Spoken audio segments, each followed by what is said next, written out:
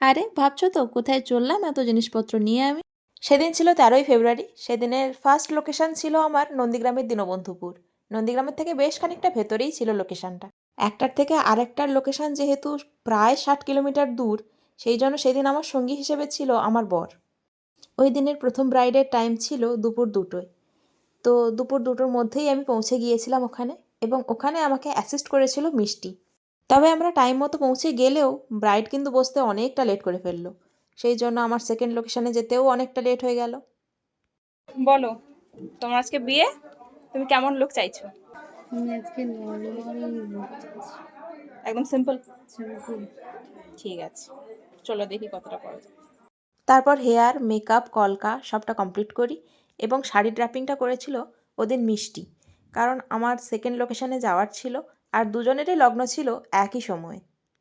আর এটা ছিল first ব্রাইডের final look.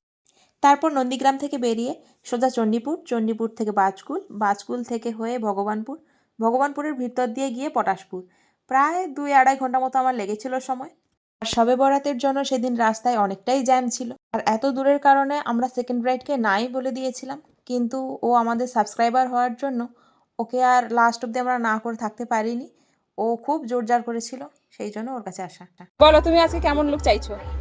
Simple হবে, কিন্তু ন্যাচারাল লাগে যেন। ঠিক আছে, মেকআপ করবো কিন্তু ন্যাচারাল লুক চাই।